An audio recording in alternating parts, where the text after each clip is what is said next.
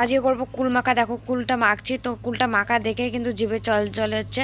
তো কুলের গাছ তোমাদের আগের ভিডিওতে দেখেছি, আর তখন কুলগুলো ছোট ছোট ছিল আর গাছ ভর্তি ছিল। তো দেখো কুলগুলো পেকে গেছে আর প্রায় শেষের দিকে, গাছে সেরকম কুল নেই। তো আজকে কুল পাততে চলে এসেছি, কুল মাখা করবো তার জন্য। তো চলো কুলগুলোকে পেরে নেই। দেখো লাঠিও নিয়ে চলে এসেছি, আর আমি একা আসিনি, তো আমার সঙ্গে একজন এসেছে কুল কুড়ানোর জন্য। তো লাঠি দিয়ে কিছুটা কুল পারলাম, আর ও দেখো কুড়াচ্ছে, মানে কুড়াচ্ছে ওইদিকে, আর ওইদিকে দেখো বসে বসে খাচ্ছে, দেখছে কুলগুলো কীরকম, আর আমাকেও দেখাচ্ছে যে দেখো কত বড় বড় কুল পড়েছিল, মানে কত বড় বড় কুলগুলো হয়েছে। অনেকগুলো কুল পেরে নিয়েছে, আর লাগবে না, এগুলো হলে হয়ে যাবে কুল মাখা। আমাদের কুল পাড়া শেষ হয়ে গেছে, আর গাছে কিন্তু এখন অনেক কুল আছে, তো আমাদের যতটা লাগবে আমরা ততটা পেরে নিয়েছে, আমাদের লাগবে না। তো গাছে আছে, গাছে থাকলে তো নষ্ট হবে না, আরেকদিন কুল মাখা করলে তখন পেরে নেওয়া যাবে। তো ওকে বললাম যে হবে, কিন্তু ও তবু আরও মানে কুড়াচ্ছে, মানে ওর মনে হচ্ছে না। কুল পাড়া শেষ হয়ে গেছে, চলে এসেছে জমিতে। এইদিকে পালং শাক আছে, আর ওইদিকে হচ্ছে ধনেপাতা। তো কুল মাখা করার জন্য ধনেপাতা লাগবে, তাই ধনেপাতা তোলার জন্য জমিতে চলে এসেছি।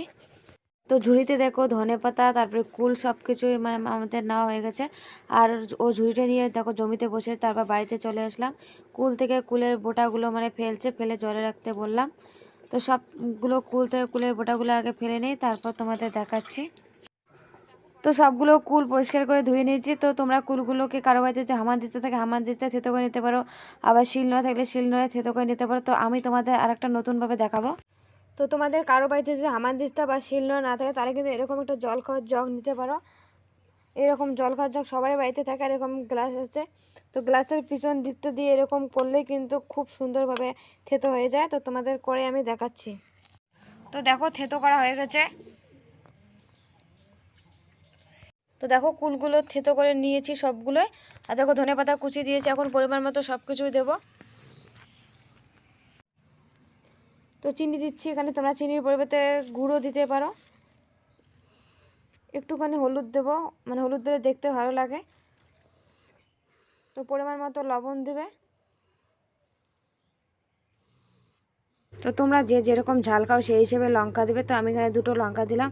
তো সব কিছু দেওয়া কমপ্লিট হচ্ছে, লাস্টে দিয়ে দিচ্ছি তেল। তো তেল দেওয়ার ভালো করে মাখবো। তারপর হচ্ছে জলের বোতল বাটি সব কিছু নিয়ে আমরা চলে এসেছি জমিতে। আরও হচ্ছে কুল মাখা খাবে, তার জন্য দেখো বস্তা পেয়ে নিয়ে বস্তার মধ্যে বসছে। আর আমার জমিতে এসেছি এখন, যেহেতু শীতকাল, তার জন্য রোদ্রে বসে থাকার মজাটাই আলাদা। তো কুলগুলো মাখছি, আর মাখা দেখে কিন্তু জিভে জল চলে যাচ্ছে। তোমরা কিন্তু ভালো করে মাখবে, কারণ মাখার উপর টেস্টটা নির্ভর করছে। তো কুলগুলো আমার মাখা কমপ্লিট হচ্ছে, সবাই নিয়েছি। তো ভিডিওটা এটুকু, আশা করি তোমাদের ভালো ভালো লাইক করো, কমেন্ট করো, বন্ধুদের সঙ্গে শেয়ার করো। ইউটিউব থেকে দেখলে সাবস্ক্রাইব করো, ফেসবুক থেকে দেখলে পেজটা ফলো করে দিও। আর একটা নতুন ভিডিওর সাথে তোমাদের সাথে খুব তাড়াতাড়ি দেখা হচ্ছে। যেহেতু ও দেখেছিল কুলের লঙ্কা দিয়েছিলাম, ওর সামনে মেখেছিলাম, তাই যখন না খেয়ে গালে হাত দিয়ে বসে আছে।